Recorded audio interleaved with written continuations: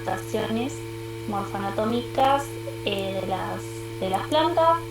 En la clase del lunes, si se acuerdan, hablamos un poquito de todas las adaptaciones relacionadas con la disponibilidad de agua y básicamente en la mayoría estuvimos haciendo hincapié en características anatómicas, ¿sí? Todas esas estructuras para poder verlas o para poder valorarlas, teníamos que mirar un poquito la estructura interna de los distintos órganos. Hablábamos algo de características en raíces, pero sobre todo en tallos y hojas, que son los órganos aéreos donde van a acumular mayor cantidad de estos caracteres adaptativos.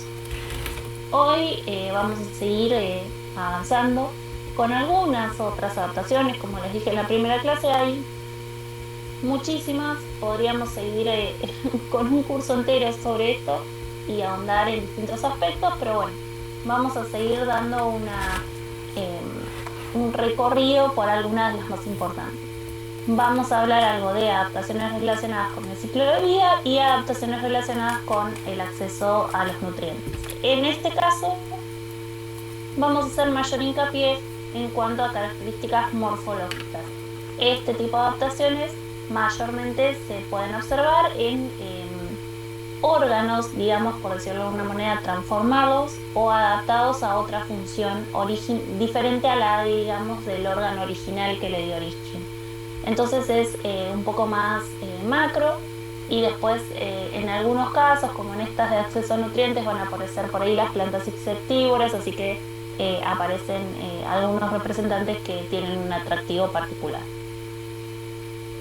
Bueno, empezamos con este primer grupo de adaptaciones relacionadas con el ciclo de vida. Y antes de empezar, yo les quería contar por ahí, a muchos de ustedes les resulta raro o lo piensan a medida que avancemos en esto. Uno podría decir, bueno, pero todas las adaptaciones que vimos y las que vamos a seguir viendo de alguna manera están relacionadas con el ciclo de vida de la planta. Entonces, es como que haya una categoría específica genera un poco de ruido. En realidad, este tipo de adaptaciones, lo que sucede es que tiene que ver específicamente con lo que es el ciclo de alternancia de estructuras en ese ciclo biológico de la planta. ¿Qué quiero decir? Si se acuerdan, hay plantas que son anuales, hay plantas que son bienales, hay plantas que son perennes o son trienales. Bueno, justamente en esa duración del ciclo de vida de la planta hay distintos órganos que aparecen, en algunos grupos y en otros no. Y entonces es por esa razón que los primeros investigadores que trabajaron con estos grupos pusieron o tomaron este nombre, digamos, de adaptaciones relacionadas con el ciclo de vida para este grupo. Algunas de las estructuras que vamos a ver nosotros ahora están relacionadas con la acumulación de reservas que las plantas acumulan durante un periodo de su ciclo de vida y van a utilizar en otro, y también están relacionadas con la reproducción vegetativa de estas plantas. Entonces, tienen diferentes funciones y cumplen diferentes roles dentro de ese ciclo de vida. El nombre clasificatorio, digamos, es el más feliz. Bueno, no, podríamos pensar o discutir por otro nombre, pero en la actualidad en la mayoría de los libros se siguen tratando de esta manera. Un poquito, ¿qué es lo que es un poco lo que yo les decía recién? ¿Por qué hablamos del ciclo biológico? ¿En qué pensamos? Hacemos hincapié en esto de que, como dice por ahí, son plantas que se transforman. ¿Cómo se transforman? Bueno, por ahí tienen una parte de su ciclo de vida que tiene un mayor desarrollo de órganos aéreos y después en el siguiente de órganos subterráneos.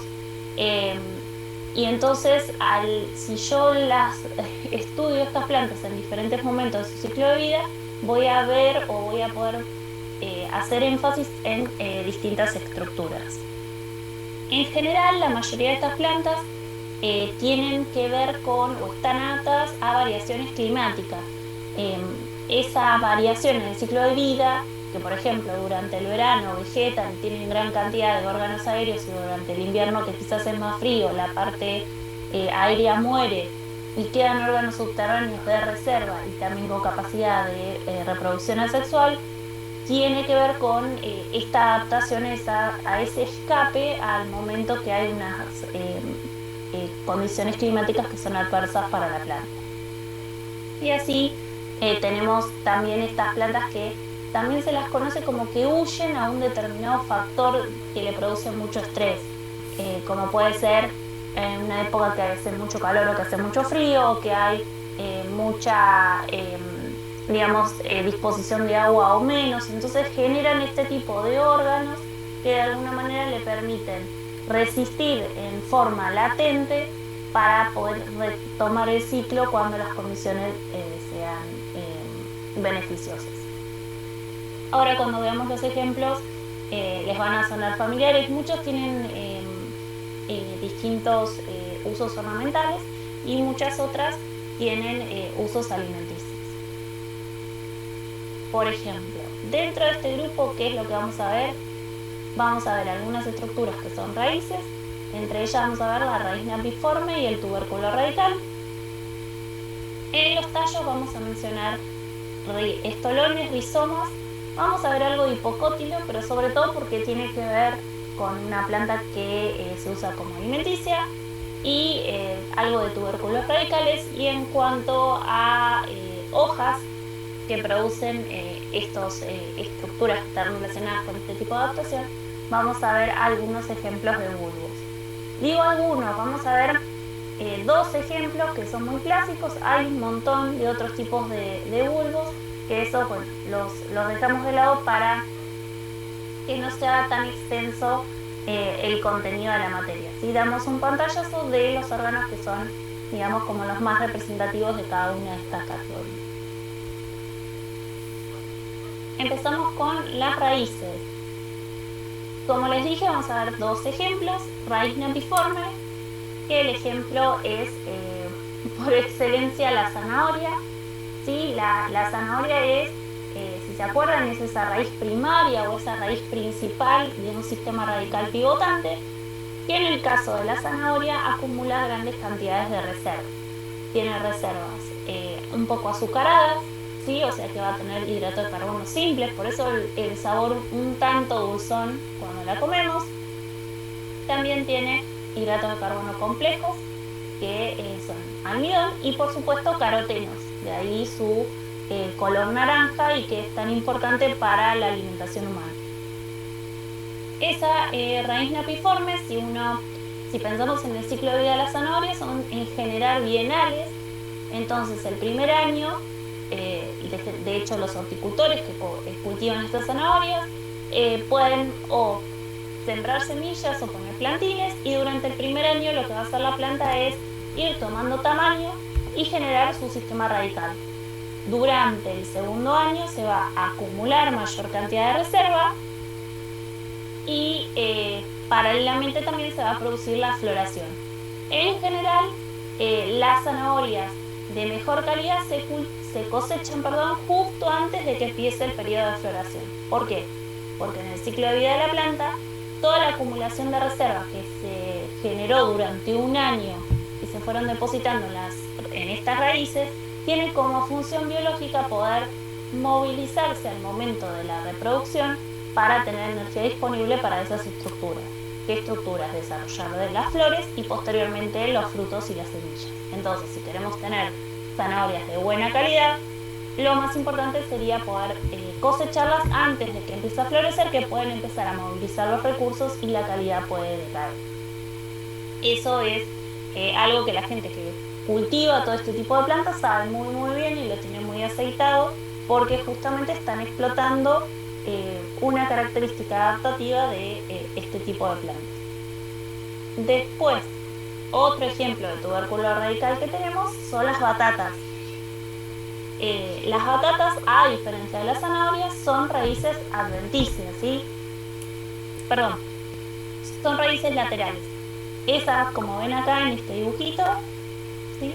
Son raíces que se originan también de un sistema radical, pero a diferencia de las zanahorias, que son la principal, estas son raíces laterales. Y esas raíces laterales se van a ir engrosando al ir acumulando nutrientes, que en este caso también van a ser reservas de azúcar y de almidón, y van a generar estas estructuras que también van a cumplir una función similar a lo que vimos con el caso de la zanahoria. Acumula reserva la planta durante el primer año de crecimiento, y en el segundo año, cuando la planta va a florecer y fructificar, en su ciclo natural movilizarían las reservas de esos órganos para poder tener energía disponible para producir, mantener estas estructuras reproductivas. Ustedes pueden decir, bueno, ¿cómo, si no sabemos qué es una batata o no sabemos qué es un tubérculo radical, cómo lo reconoceríamos? Bueno, ahí tenemos que volver a las características básicas que seguramente ya estudiaron en el curso inicial de botánica. Acuérdense que una raíz nunca va a tener nudos y entrenudos, y por lo tanto no va a tener yemas, ¿sí?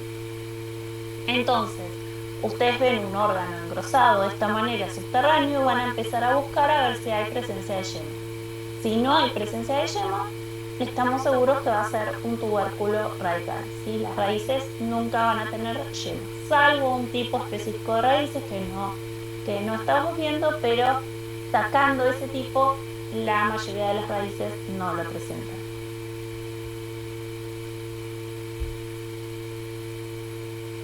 Y ahora van a entender por qué eso que les decía en un ratito es importante tener presente cómo poder reconocer una raíz de un tallo. En cuanto a estas estructuras, pero que tienen origen caulinar, empezamos presentando el estolón y los rizomas. Estolón y rizoma, la diferencia es sutil y a veces controvertida según los autores que sigan. En realidad los dos son tallos rastreros, ¿sí? Tallos que van por sobre la superficie de la tierra o por debajo de la superficie de la tierra, pero el rizoma es un tallo en el cual, si yo hiciera una prueba para ver si tiene reserva, me va a dar positivo, o sea que es un tallo que acumula sustancia de reserva, mientras que el estolón no acumula sustancia de reserva. Ambos también tienen propiedades, digamos, para la reproducción vegetativa, y de hecho muchas de estas plantas que forman matas o que son muy colonizadoras y que forman tipo césped tienen estas dos o al menos una de estas adaptaciones. Es una estrategia de reproducción vegetativa o de cobertura también de superficies muy, digamos, muy exitosa. Las plantas que presentan estas estructuras rápidamente colonizan grandes superficies. Entonces hay que tener mucho cuidado, sobre todo cuando hablamos de plantas exóticas que están invadiendo zonas naturales, porque en general estos tipos de plantas son muy agresivas, crecen muy rápido, y al colonizar grandes superficies rápidamente ahogan o agotan los recursos para las plantas nativas. Y eso va en contra de esa flora que muchas veces queremos proteger y nos cuesta tanto proteger, ¿sí? Pero bueno, básicamente dos estrategias. El rizoma, además de ayudar en la reproducción asexual de la planta y de ampliar la cobertura de la planta, tiene acumulación de reservas, mientras que el estolón solo participa en la reproducción asexual de la planta o de ampliar la superficie de cobertura de esa planta, y no tiene acumulación de reservas. En algunos libros van a encontrar que los estolones son solo aéreos, es decir, que son rastreros pero crecen por sobre la superficie del suelo, y que los rizomas son subterráneos, solo crecen por debajo de la superficie del suelo. Pero en otros libros, o siguiendo otros autores, van a encontrar que tanto estolones como rizomas pueden estar por encima del suelo o ser subterráneos, y que la diferencia solo se basa en la acumulación o no de reservas, ¿sí? Hay una definición mejor que la otra, son distintos criterios, digamos, muchas veces tiene que ver con criterios de practicidad. Por ejemplo, el criterio agronómico es que el estolón es el tallo rastrero por sobre la superficie del suelo, mientras que el rizoma es el que es subterráneo. Y si nos vamos a los efectos prácticos, eso es mucho más sencillo y fácil de identificar, sobre todo si uno está haciendo, por ejemplo, un censo florístico a campo, rápidamente puede decir qué órgano es sin tener que ir a hacer la prueba y saber si tiene reservas o no. Profe, perdón, dijo que el Sí, estolón es el superficial y el rizoma es el... O sea, en términos agronómicos. El estolón superficial sí, es... el tolón es el que crece rastreros por sobre la superficie y el rizoma es el que crece por debajo, el subterráneo. Eso usando los términos agronómicos.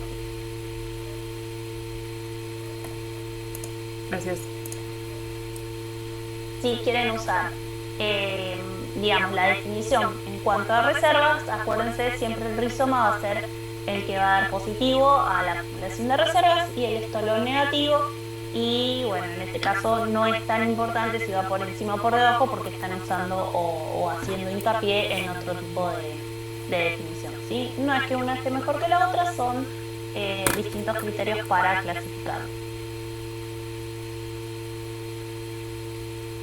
Otra estructura que por ahí no es tan conocida, pero sí nos interesó que la conozca, o sea, presentársela, porque tiene que ver con algunas verduras, hortalizas que consumimos, y es el hipocótilo. ¿Se acuerdan del hipocótilo cuando vemos germinación, que es ese tallo que se encuentra por debajo de los cotiledones? Bueno, acá si lo ven en este dibujito, acá tienen los cotiledones, que son las primeras hojas, y este es el hipocótilo. Y fíjense que en algunas especies ese hipocótilo se va a ir engrosando, o sea, va a ir acumulando reservas, y es como que también después se conecta, digamos, porque en estas plantas ese eje que termina del hipocótilo hacia la raíz, que al fin termina siendo un eje común, solo que por cuestiones de marcadores fisiológicos y demás, y genéticos, en un punto cambia la estructura anatómica, si se acuerdan.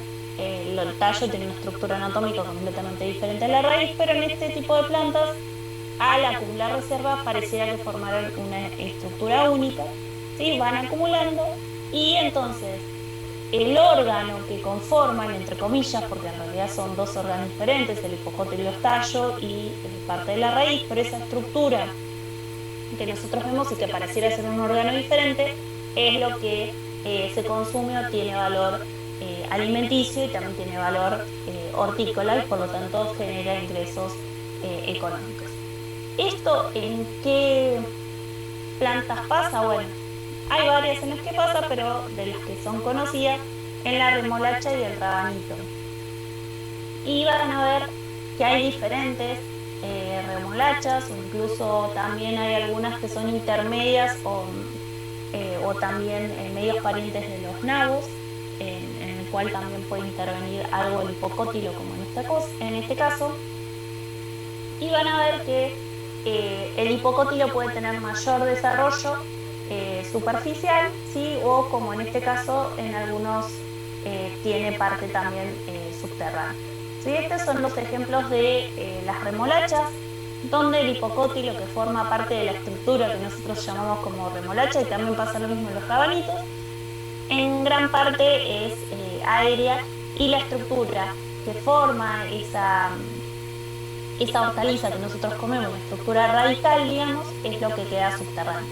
Y si por ahí prestan atención, esta es la remolacha quizás o la forma de remolacha más común que nosotros vemos, pero existen otras por ahí que se cultiva más en Europa. La remolacha es un cultivo europeo, ¿sí? Entró en América luego de la colonización y allá cultivan otras especies y también cultivan la remolacha azucarera, no tanto ahora, pero en la época de la guerra se cultivó mucho y la utilizaban como fuente de azúcar.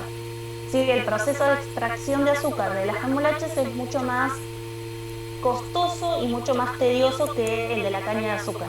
Pero en la época de las guerras mundiales, donde no había comercio y no se podía comprar azúcar, muchas fábricas de azúcar a partir de remolacha azucarera de Europa, digamos como que resurgieron, e incluso se abrieron muchas más que después fueron cayendo cuando terminó la guerra y se retomó el comercio de el azúcar de caña. Además, el sabor no es completamente igual. Vieron que la remolacha tiene como un gusto terroso, o a muchos minerales y en un poco era difícil de sacar esos minerales del azúcar obtenida y bueno, a muchas personas tampoco les gustaba. O sea que la industria de del azúcar de remolacha tuvo un boom y después cayó y en la actualidad no sé si se sigue produciendo o ya solamente es como un cultivo residual y quizás se hace alguna extracción, digamos, artesanal, sobre todo con este nuevo auge de la vuelta a lo natural, ¿no? Y que muchas personas siguen, digamos, o prefieren algo más artesanal y quizás más cerca de la naturaleza que lo que sería una extracción de azúcar de caña refinada que se ve como menos natural. Pero bueno.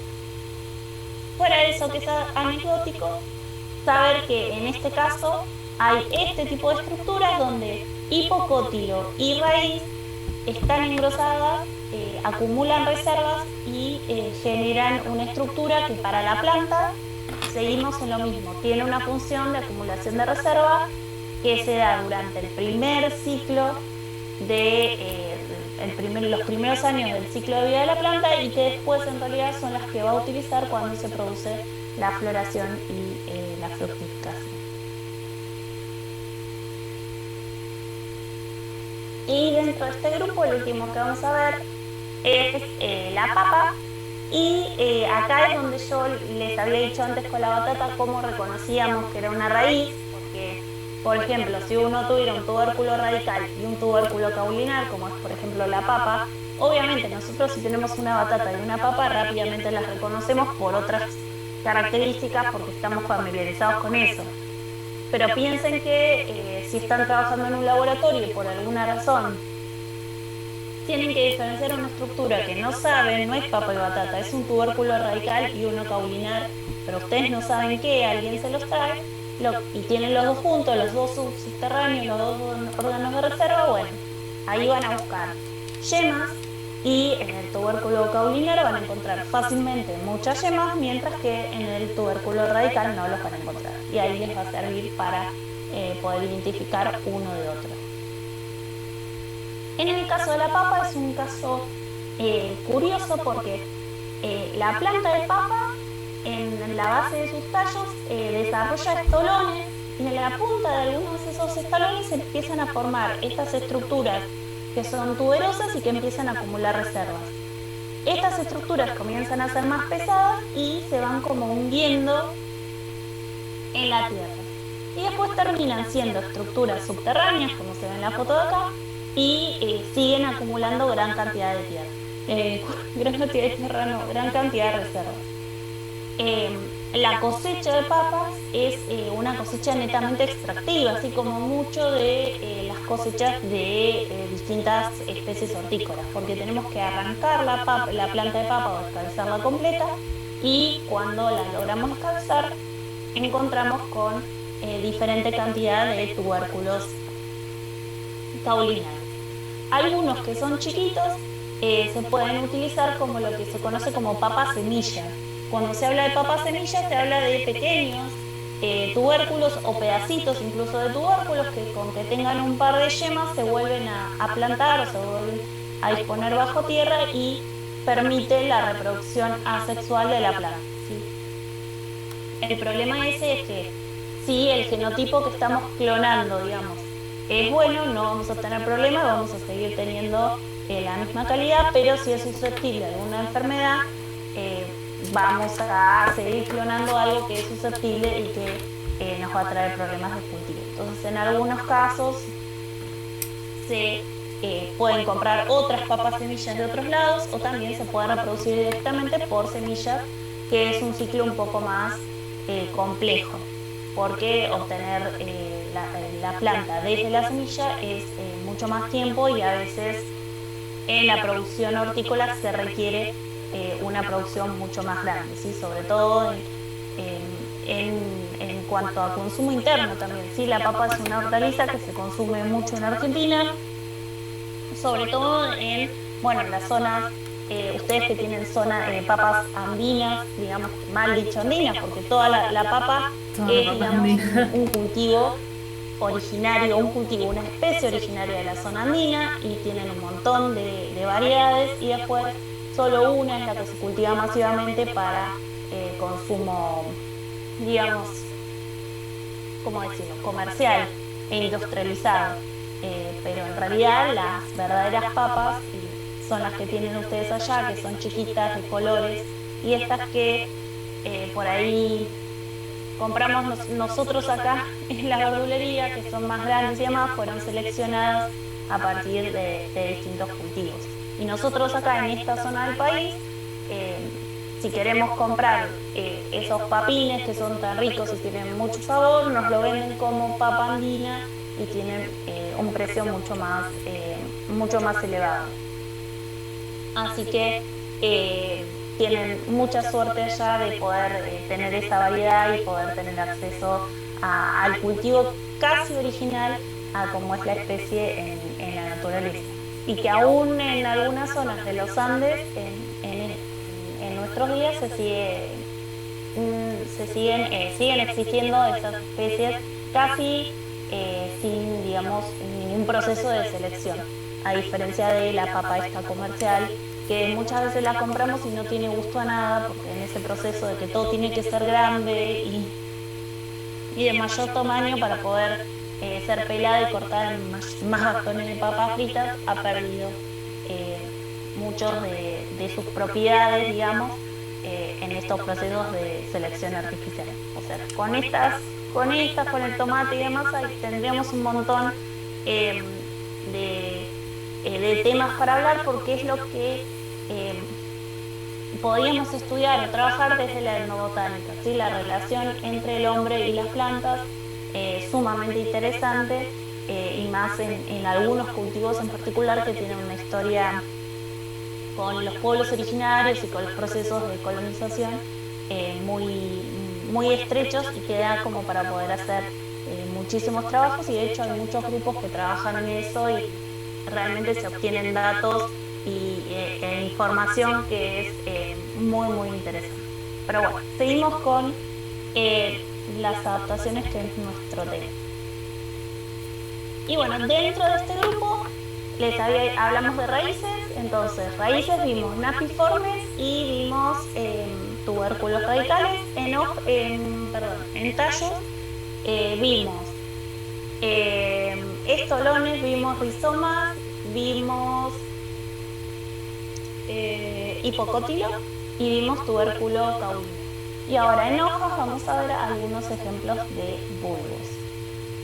Básicamente, ¿qué vamos a ver? Dos de los ejemplos más representativos en cuanto a los bulbos tunicados y los bulbos escamosos.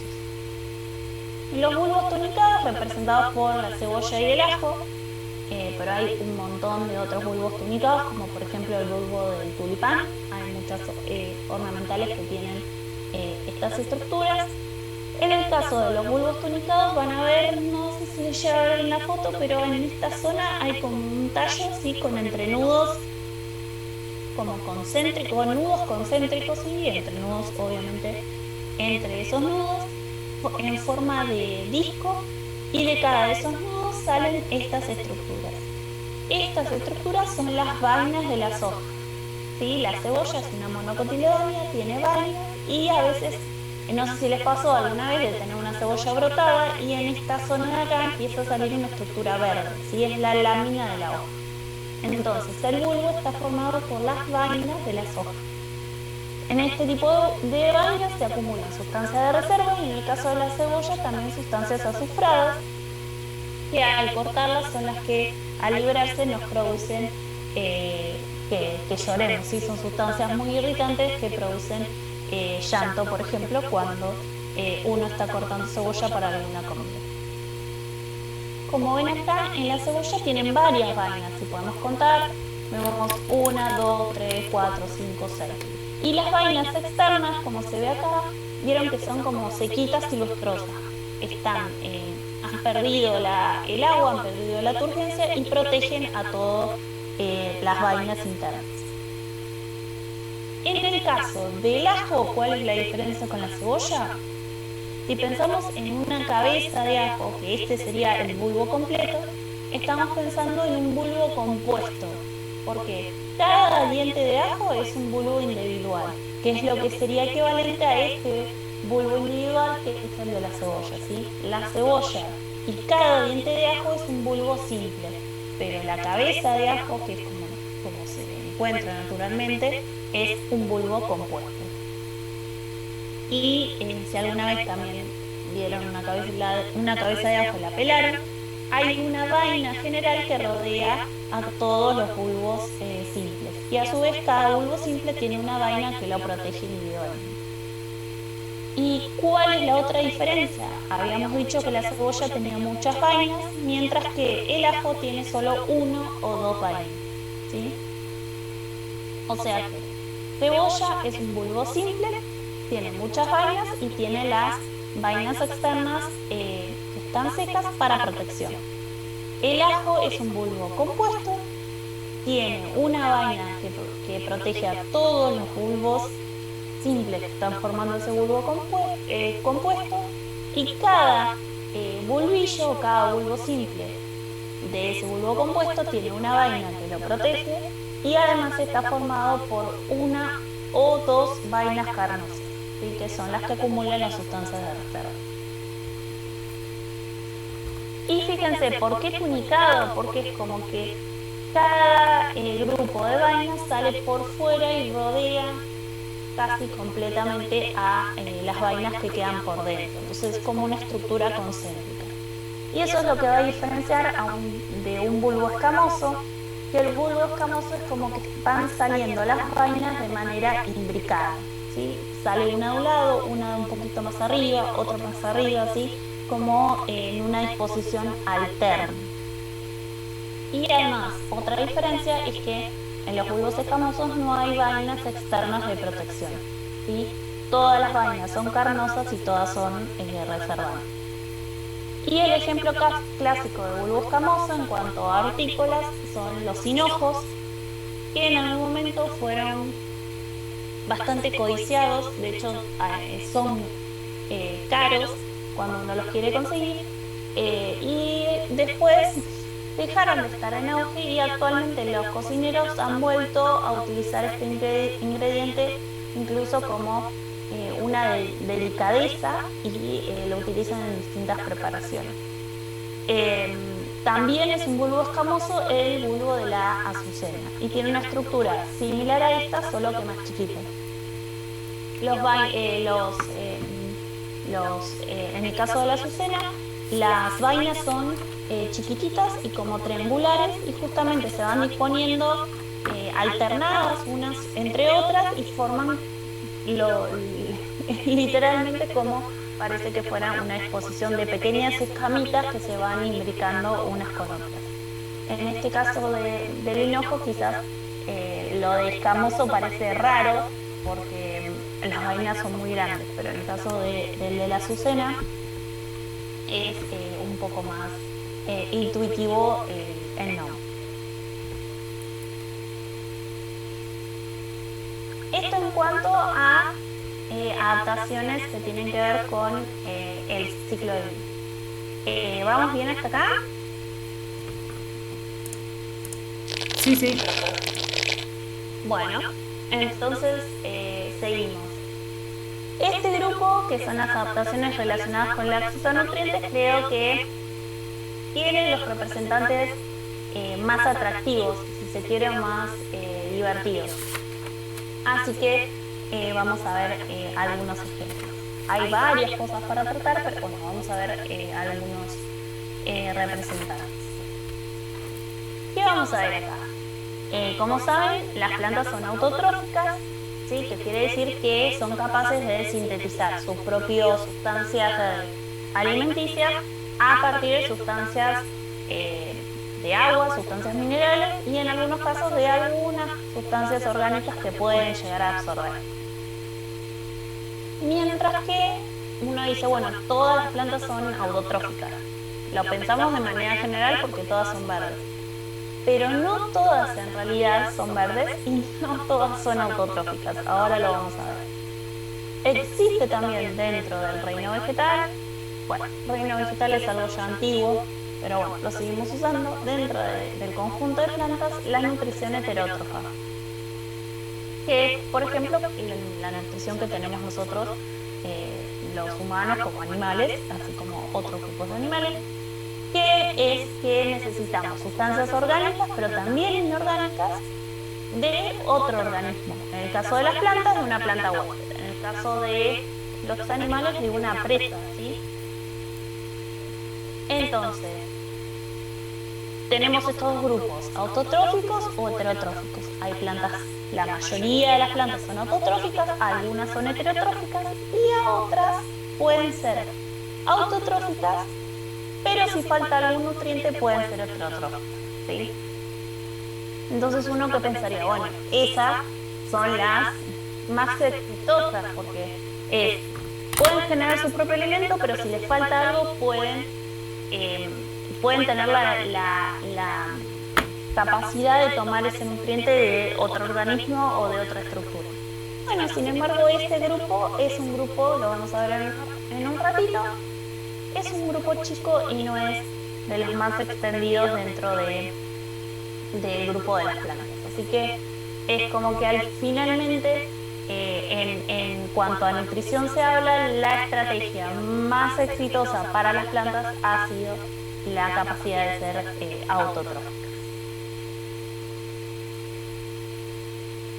¿Qué vamos a ver? Plantas parásitas.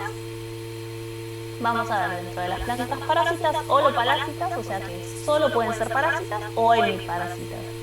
Pueden ser parásitas, pero también puede fotosintetizar si el medio, digamos, o sus capacidades así lo permiten. Vamos a ver algunas micoheterotróficas.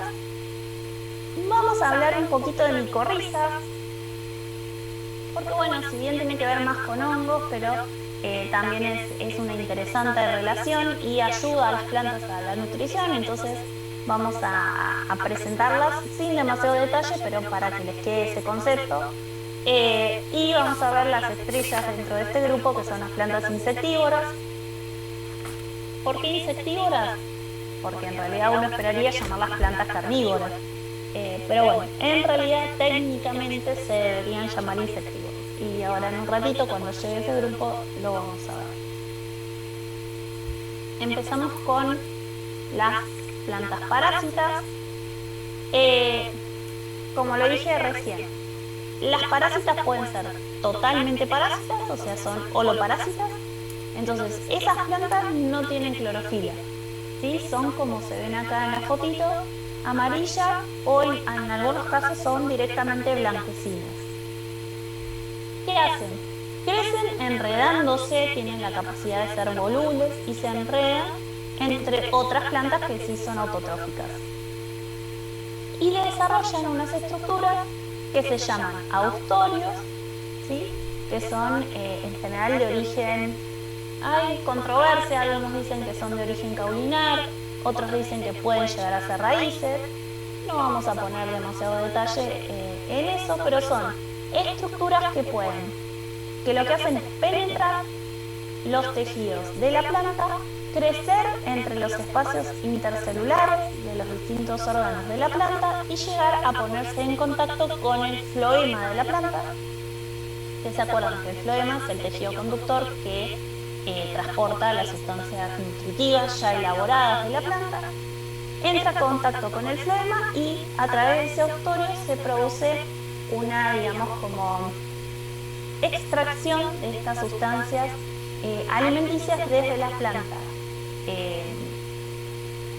hospedadora, digamos, hacia la planta parásita, ¿sí? Y esta planta parásita directamente cumple su ciclo de vida a expensas de la planta que está parasitada, ¿sí? No produce ninguna sustancia de nutrición.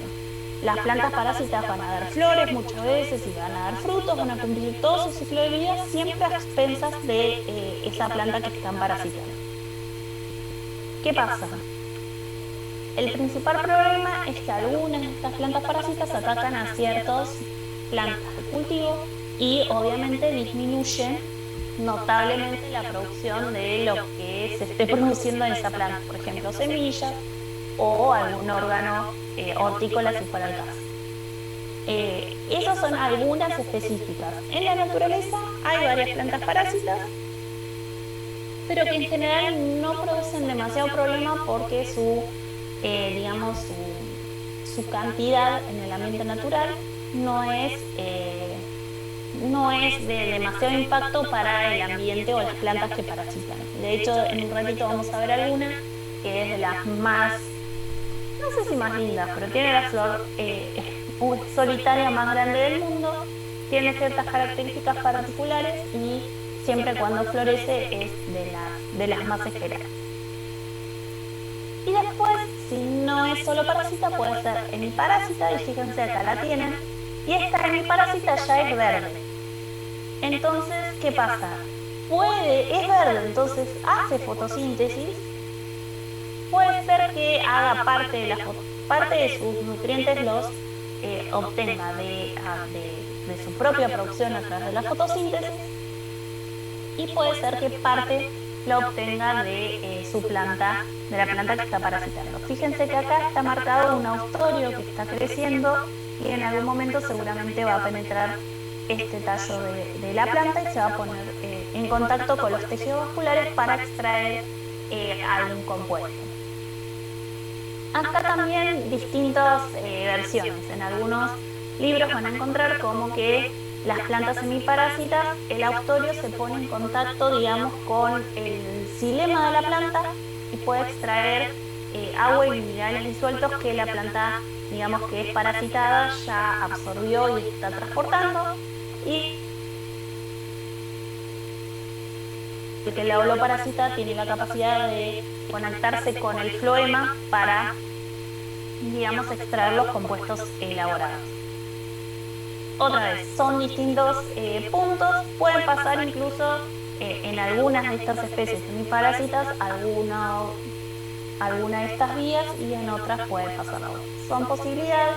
Lo importante es que sí, que les quede en claro que las semiparásitas sí son plantas verdes, sí fotosintetizan, pero muchas veces no la totalidad para cubrir sus requerimientos energéticos. Entonces, por eso necesitan de obtener algún tipo de nutrientes de la planta que está parasitando. Obviamente, en este caso, las semiparásitas van a producir un daño menor, digamos, en la planta que parasitan, comparado con una planta holoparásita que sí o sí extrae todo porque no está produciendo ningún tipo de sustancia alimenticia. Y acá es lo que yo les quería contar, dos plantas parásitas muy famosas. Una porque no es oriunda de las selvas de Malasia y genera esta flor, que es la flor esta es la planta se llama Rafflesia y es la flor solitaria más grande del mundo. Florece cada una determinada cantidad de años, es una planta parásita que parasitan raíces de un árbol muy grande en la selva de Malasia, y cada vez que se encuentra una de estas flores en la selva, se pasa el llamado a los distintos investigadores y van a tomar, como está este señor tomando medidas de los pétalos y demás, porque realmente cuando no está la flor, a la planta no se la puede ver. Ahora después les voy a mostrar unas fotitos del tamaño de la planta, que es realmente ínfimo, entonces es muy difícil estudiarla. Y de hecho, hay muchas cosas de su ciclo de vida que no se saben porque es dificilísimo estudiarla. Las veces que se han intentado, como que terminan, digamos, los mismos investigadores estropeando la planta a la que parasita, Rafflesia enterrada entre las raíces y sin éxito. Entonces es como que la investigación y lo que se sabe de esta planta es muy poco y va realmente muy lento, porque depende muchas veces que aparezca la flor para poder ubicarla. Y esta otra que ven acá es la planta, es una prosopanche, esta sí es nativa de Argentina, y en general aparece como parásita de distintas plantas las leguminosas de los bosques del Espinal, que están un poco por esta zona y también por la Patagonia.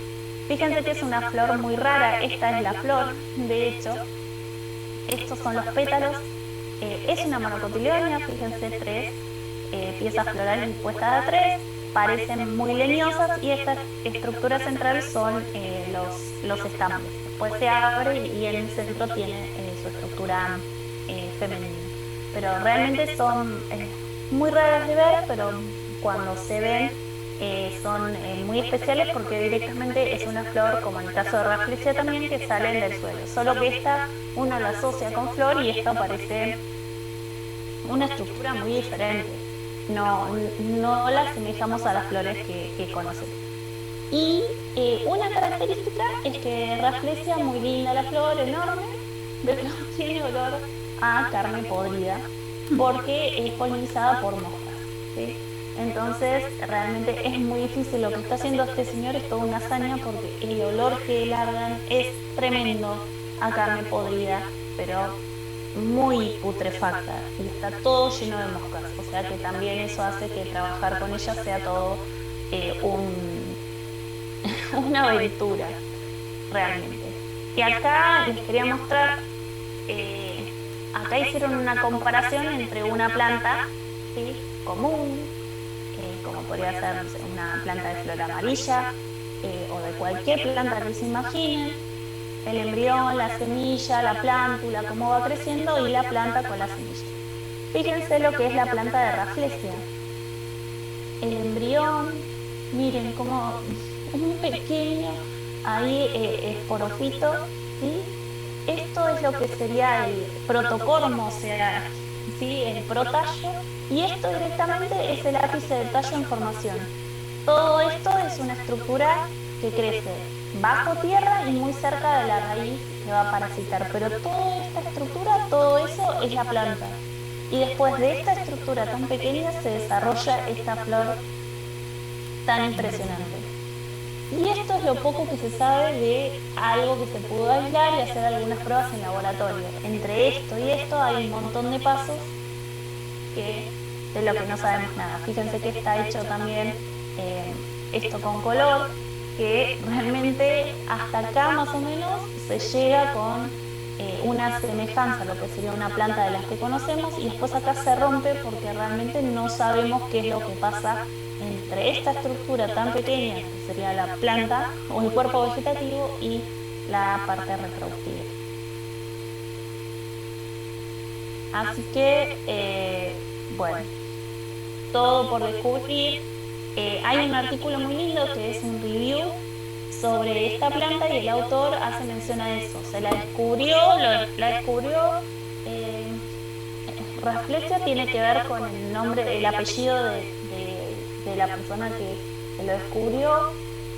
No me quiero equivocar, pero debe ser finales de 1800, principios de 1900.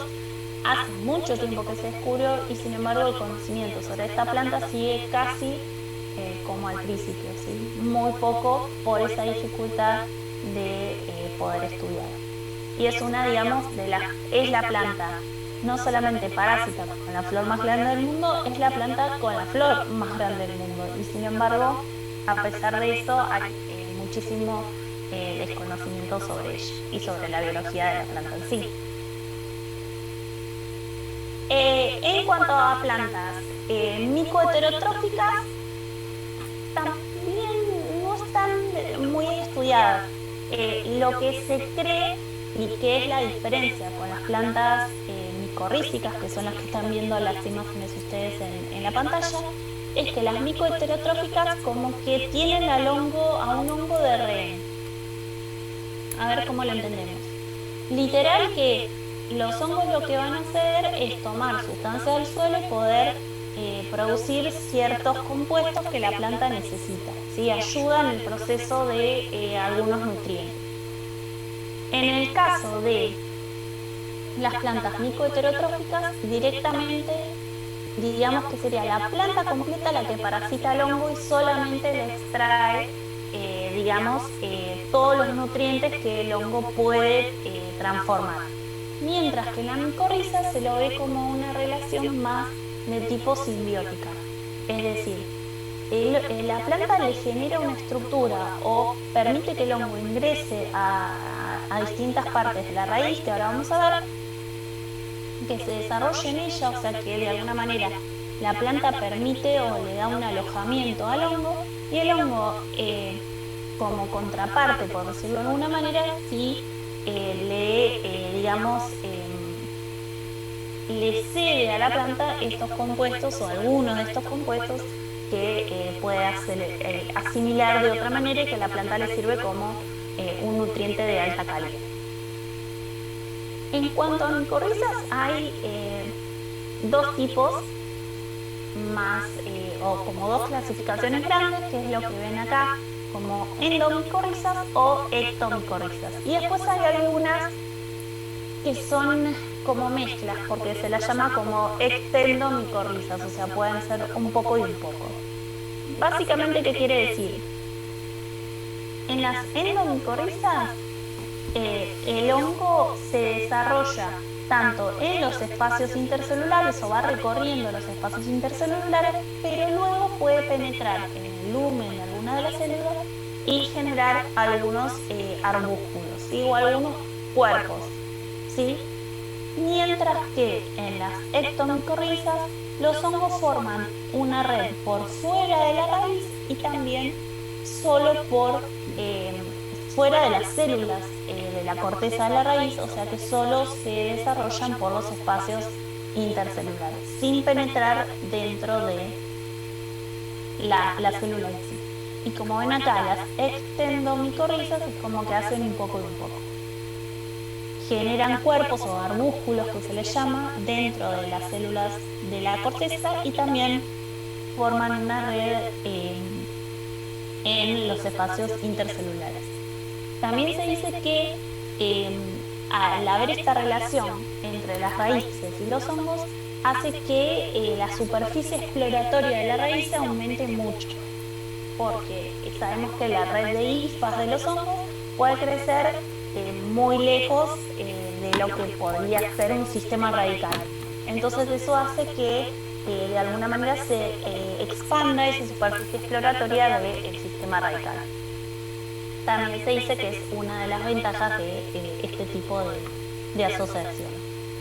Y lo más llamativo es que no todas las plantas pueden producir estas asociaciones y que incluso hay ciertos grupos de plantas que se asocian solo con ciertos, incluso grupos de hongos, ¿sí? Y solo con eso. Como pueden ver acá, algunos ejemplos. Acá vemos que de todas las micorrizas arbusculares que existen, ¿sí? El 80 o 90 de las especies vegetales que las pueden desarrollar se asocian con zigomycetes. Pero, por ejemplo, hay un tipo específico que son las micorrizas orquidoides, que son solo las que desarrollan las orquidáceas y en ese caso solo con basidiomycetes. Después fíjense otro tipo que son las ericoides, que son solo las que desarrollan las ericáceas con ascormycetes, ¿sí? Incluso son algunos géneros dentro de las ericáceas, ni siquiera todas las ericáceas. Y así pueden ir viendo distintos ejemplos. Y esto sí es importante porque las ectomicorrizas son las que generan mayormente esas formadoras de los mantos en los bosques fríos y templados. Es por eso que, como dice acá, ven en los bosques dominados por fagáceas, pináceas y betuláceas, que son en general esos bosques fríos templados del hemisferio norte, se generan asociaciones con basidiomycetes y ascomycetes. Puede haber algunos zigomycetes y son estas asociaciones que permiten esas formaciones de mantos tan características de este tipo de bosques. En algunos estudios se dice que en realidad la mayoría de las plantas podrían desarrollar micorrizas, pero no siempre encuentran al hongo específico con el que hacerlo. Otros autores dicen que no, que eso es una asociación que coevolucionó en algunos géneros o en algunas familias y no en todas. Y bueno, está también en estudio, por eso pueden llegar a encontrar variaciones en cuanto a cantidad de especies que pueden ser capaces de generar este tipo de estructuras. Lo que sí es que, como bien ven acá, hay algunos grupos que son muy específicos de la asociación y que prácticamente todos los representantes de estos grupos se encuentran asociados a un tipo específico de hongo. No les voy a dar mayores nombres, hay algunas estructuras características, la red de Hartrick y demás, pero simplemente quiero que se queden con esa idea de que la planta puede tener este tipo de asociación y que es considerada hasta el momento como una asociación simbiótica. También podríamos hablar de las asociaciones entre raíces y los nódulos de distintas bacterias fijadoras de nitrógeno. También es una adaptación a la nutrición, porque en ese caso las bacterias fijan nitrógeno y otorgan nitrógeno. Y la planta también le permite a la bacteria colonizar sus raíces, generar un nódulo y le da como un hábitat controlado, ¿sí? Con condiciones de control de temperatura, humedad y demás, y protección para que se desarrollen mientras que la bacteria fija nitrógeno que la planta necesita para su supervivencia. Son distintos ejemplos, por eso les digo siempre, esto es un pantallazo. Podríamos de esto solo, de micorrizas podría ser solo un curso, de asociaciones con bacterias podría ser otro curso. Entonces, son pequeños pantallazos. Quien después quiera dedicarse a esto o lo necesite por el trabajo que esté desarrollando, va a poder, con un poquito de conocimiento, poder buscar o poder capacitarse más y seguir investigando sobre estos temas. Fíjense, acá tenemos algunos dibujitos que representan cómo se da esa asociación con el hongo. Están las hifas de hongo creciendo, se adhiere a la superficie de esa epidermis a través de marcadores o de distintos transportes, se da un reconocimiento entre la hifa del hongo y la epidermis de la planta, y ahí se genera de alguna manera que son a través de mensajeros químicos y hormonales. La planta, por decirlo de alguna manera, permite la entrada de esa hifa por dentro de sus células y se empieza a generar estas estructuras que son los llamados arbúsculos, donde el hongo va, digamos, a producir distintos compuestos que la planta va a poder absorber. Fíjense que esto es un proceso, hay un proceso de reconocimiento, este proceso de que la planta fácilmente permite que se produzca la penetración de la hifa del hongo entre sus tejidos. O sea, hay un montón de señales en ese proceso de reconocimiento que son señales químicas muy, digamos, que han evolucionado muy finamente para poder darse y que no se produzca una reacción negativa, por ejemplo, desde la planta para impedir la entrada. O sea, es algo muy fino esos procesos de coevolución para que se puedan llegar a dar estas asociaciones. Y acá podemos ver también, como vimos, estas habría muchísimas otro tipo de asociaciones, algunas positivas y otras no tanto. Hay con algunos huevos de insectos que depositan huevos en los tejidos vegetales y se forman estas estructuras que se denominan agallas.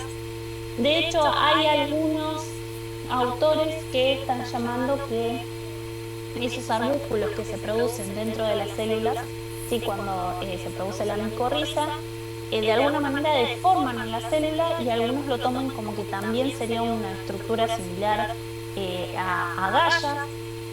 También se producen, por ejemplo, en México consumen mucho el ultracoche, que son granos de maíz parasitados, y se produce una deformación con un hongo, y esa parasitosis, que es una parasitosis controlada, porque algunos granos se deforman, pero la planta sigue mandándole nutrientes, o sea que es algo muy extraño en la relación en sí, pero produce un producto que aparentemente tiene un sabor muy rico y es muy consumido.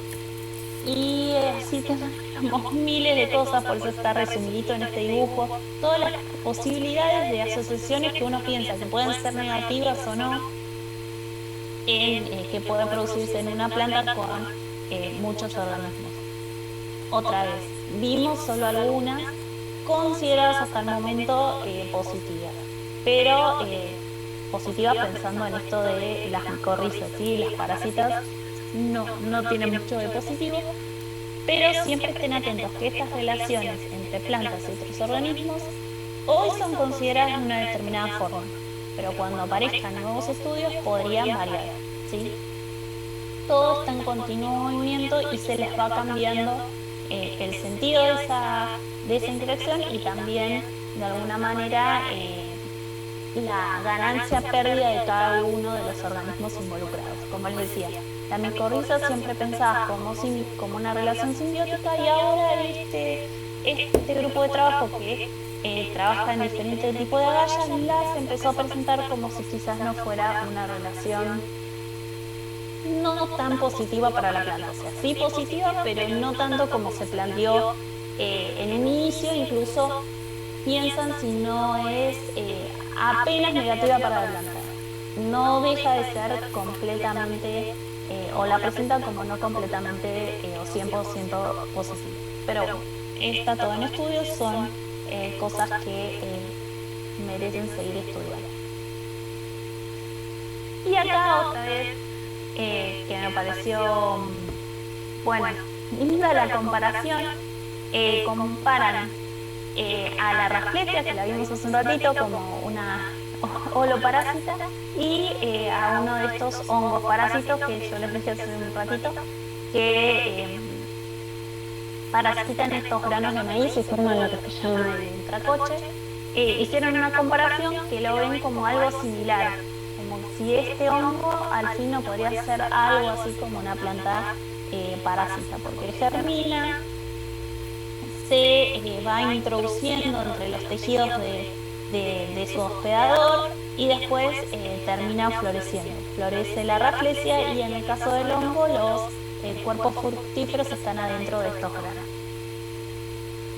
Una comparación que tiene sus aristas, pero me pareció simpático en esto de que toda la parte, digamos, vegetativa es casi imperceptible en las dos, tanto en la raflesia como en este hongo, y de repente solo nos damos cuenta que pasó esa infección cuando aparece el cuerpo fructífero, la flor o los granos de maíz que están infectados.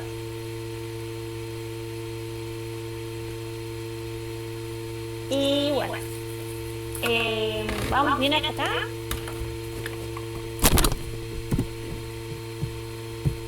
Sí, profe. Sí. Bueno, entonces vamos a repasar un poquito estas, que son las últimas que vamos a ver hoy, pero que vamos a ver un poquito más en detalle algunas de esas plantas insectívoras. ¿Por qué plantas insectívoras y no carnívoras? También hay controversia. En general lo que se dice es que estas plantas evolutivamente son capaces de poder digerir pequeños insectos y que solamente eventualmente cuando algún pequeño pez o algún pequeño reptil o incluso algún pequeño mamífero es atrapado o cae accidentalmente en las distintas estructuras que permiten adquirir las presas, pueden llegar a ser parcialmente digeridos por las plantas. ¿Pero por qué dicen eso? Porque estos animalitos que son un poco más grandes, en general producen mayor daño a la planta que el beneficio de la planta de poder tomar sus nutrientes. Entonces, en ese sentido, se dice que técnicamente las plantas no son carnívoras porque no digieren carne, sino distintos tejidos de insectos, ¿sí? Que en principio los insectos no tienen carne. Bueno, ahí podría ser otra controversia de qué es lo que definimos como carne. Pero bueno, los van a encontrar como carnívoras, como insectívoras y se puede llamar de las dos formas, no es ningún problema, simplemente para presentarles un poco esta discusión. ¿Qué pasa con las plantas carnívoras? Estas plantas carnívoras son las que vimos al principio, si se acuerdan, que decíamos que son fotosintéticas porque son verdes y tienen hojas comunes, o sea, tienen hojas como cualquier otra planta y tienen otras hojas transformadas en estructuras que les permiten tomar distintas presas. Cuando están en un medio, digamos, con buen balance de nutrientes y buen balance de nitrógeno, en general no accionan los mecanismos de trampa. Ahora, cuando están en un medio donde hay falta de nutrientes, sobre todo falta de nitrógeno, es donde se accionan o están más activos estos mecanismos de trampa que les permiten tomar distintos insectos que van a ser ricos en nitrógeno. Entonces sí van a secretar distintas enzimas digestivas para poder degradar sus tejidos y poder absorber sobre todo nitrógeno. Y eran estas las que decíamos que son autotróficas y también pueden ser heterotróficas. Pero ¿qué pasa? Como habíamos dicho antes, uno pensaría, estas que pueden hacer las dos cosas deberían ser las más exitosas. Y sin embargo son pequeños grupos de plantas que han quedado en distintas zonas. En general están en zonas selváticas, incluso muchas cerca de distintos tipos de pantanos. O sea que, a pesar de que uno a priori diría, bueno, tiene una estrategia completa y deberían ser de las plantas más exitosas y quizás de las que haya más en la superficie de la Tierra, no lo son tanto, ¿sí? Entonces eso también está bueno para que lo pensemos. Por alguna razón, todo ese desarrollo de estructuras y de captación de presas y demás debe requerir tanto gasto energético que en realidad quizás no se ve compensado con el beneficio de poder digerir presas. Y por ahí las plantas que pueden solo fotosintetizar para producir muchísimas más semillas y derivar su energía más en la reproducción, terminan siendo más exitosas que estas. ¿Sí? Una teoría. Podría haber miles y seguro hay miles de otras razones por las cuales finalmente estas plantas quedaron solo habitando determinados lugares. Y una de las condiciones principales es que tienen requerimientos de temperatura y humedad muy estrictos. Por eso también son tan difíciles de cultivar en las casas y eso hace que muchas veces cuando uno las quiere comprar son extremadamente caras y a veces uno gasta mucho dinero y se termina secando, ¿sí? Porque son muy difíciles y los requerimientos son demasiado estrictos. Pero bueno, vamos a ver que hay distintas estrategias de trampas. Vamos a ver lo que se llaman trampas activas. ¿Qué quiere decir? Que cuando el insecto entra en contacto con esa trampa se acciona, va a tener un movimiento. En este caso de las Venus atrapamoscas, esas dos como manos, ¿sí? Esas hojas transformadas de la trampa se van a cerrar, como se ve en esta foto, y el insecto va a quedar atrapado entre esos dientes. ¿Cómo se acciona este mecanismo? No sé si llegan a ver ahí, acá y ahí hay como unos pequeños pelitos. Esos son pelitos sensoriales. Cuando un insecto ingresa, toca esos pelitos y eso hace que se desencadene una serie de reacciones que hace que estas dos partes de la trampa se cierren. Se cierran, si habrán visto videos, un poco lentamente, pero no tanto como para que el insecto pueda escapar. Una vez que está cerrada, se empiezan a secretar distintos tipos de enzimas digestivas y el insecto termina siendo digerido, forma como una mezcla, un jugo de digestión, y ese jugo de digestión luego es absorbido a través de distintas células que están tapizando esta parte de la planta. Se absorben esos nutrientes y la planta los utiliza para generar o para complementar su propia producción de sustancias alimenticias. Otro tipo de trampas son estas denominadas trampas de caída. Son las que se denominan plantas jarro o el género es Nepenthes, ¿sí? Algunas de estas trampas pueden tener lo que se llama, lo que es la tapa, y otras no, como estas que son abiertas. Y acá, como se puede ver, hay una gran cantidad de jugos digestivos, ¿sí? La planta los va segregando y acumulando en estos jarros. Entonces, pasivamente, algún insecto que se posa por esta zona o que es atraído, en algunos casos algunos producen ciertos aromas como también a putrefacto, se acercan, esta zona es resbaladiza, resbalan, caen en el jugo digestivo, quedan atrapados y son digeridos y luego se comienza con los procesos de absorción. Fíjense acá, hay un ejemplo de una pequeña ranita que está trepando y probablemente accidentalmente caiga y pueda llegar a convertirse en una presa. Fíjense, esta de este tamaño probablemente se cae, va a tratar de patalear, pero probablemente va a cansarse y finalmente va a morir ahogada en ese líquido. Pero si fuera, por ejemplo, un ratón que cae probablemente en el pataleo y demás, llega a romper el jarro. Entonces es por eso que se dice que este tipo de trampas están o evolucionaron para presas pequeñas y por eso no se cree que las presas, digamos, por ejemplo, pequeños mamíferos, sea el blanco de esas trampas, sino que puede llegar a ser una presa accidental. Y ahí apoyan quienes defienden esta teoría apoyan de que no se llamen plantas carnívoras, sino que sean plantas insectívoras.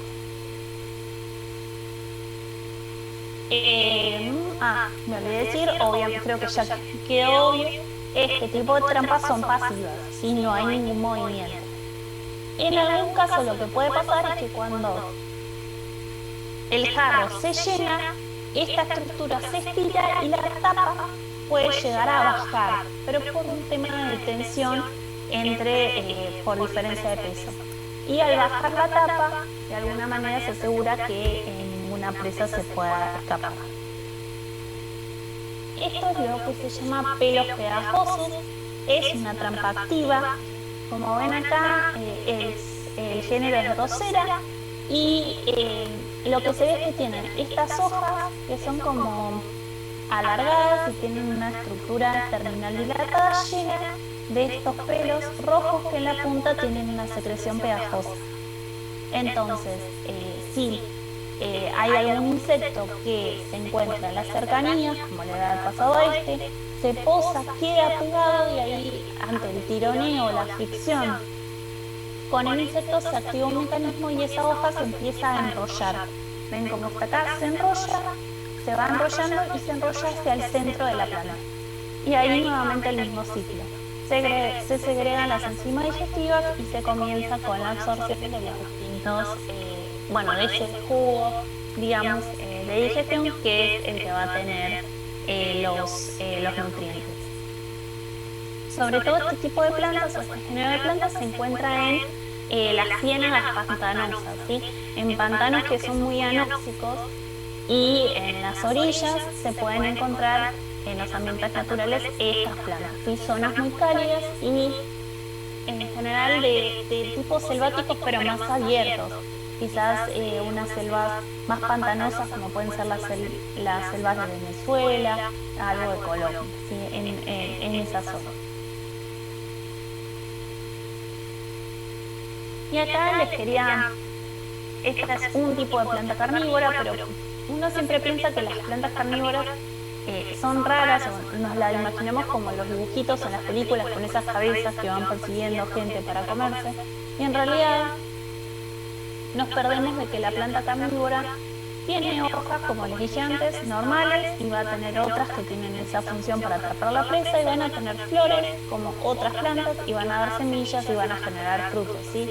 El ciclo de vida de la planta en sí es similar a la de cualquier otra especie. Van a tener hojas, van a tener tallos, van a tener raíces, van a tener hojas modificadas para hacer trampas, van a tener flores, frutos y semillas, ¿sí? En ese sentido van a ser igual a cualquier planta y van a cumplir un ciclo biológico similar al que podemos ver en cualquier planta. Y una de las últimas, o la última que vamos a ver, muy interesante, que se encuentra en algunos de nuestros lagunas y arroyos. Se encuentra en Córdoba, se encuentra también el arroyo Azul en la provincia de Buenos Aires. Se llama utricularia la planta y son lo que se denomina trampas mecánicas. También es un tipo de trampa activa. Son plantas acuáticas. Fíjense que este es el aspecto que tienen. Para nada atractivo, uno lo ve y si no sabe lo que tiene que buscar, probablemente estas pequeñas trampas pasan desapercibidas. Esto es lo que se llama un utrículo, de ahí el género utriculares.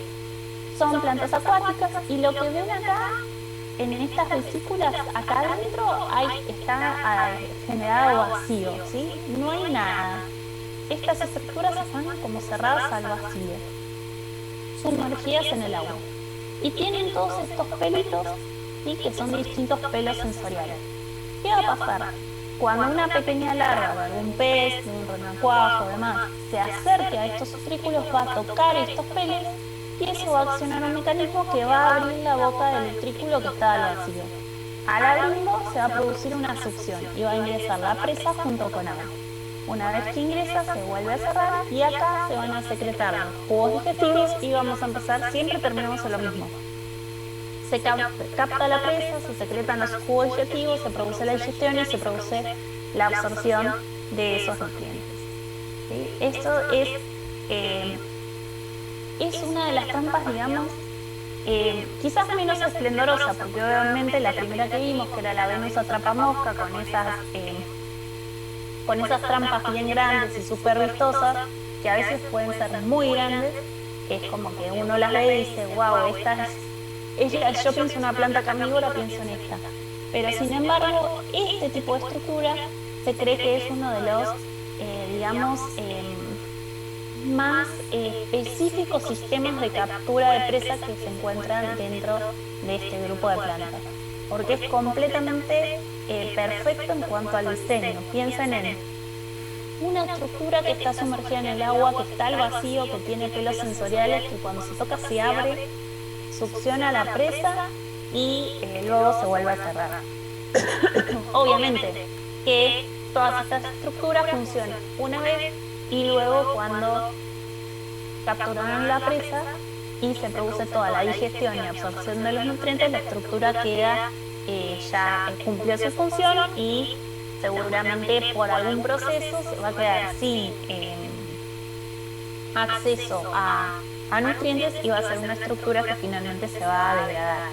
Pero todo el proceso de cómo produce la captura de la presa es uno de los más específicos y si se quiere más detallados o más precisos dentro de este grupo de plantas. Creo que el próximo lunes espero no olvidé de corregir esto. Bueno, creo que por hoy esto es todo. Yo les había dicho que les iba a dejar por ahí una tarea, pero sé que mañana con el profe Carlos van a presentar seminarios, así que como nos quedan clase todavía, lo vamos a dejar para la semana que viene. La semana que viene yo les voy a presentar una pequeña tarea como para que vayan trabajando con estos temas. Sé que prometí que iba a subir la bibliografía y todavía no tuve tiempo, yo ahora les dejo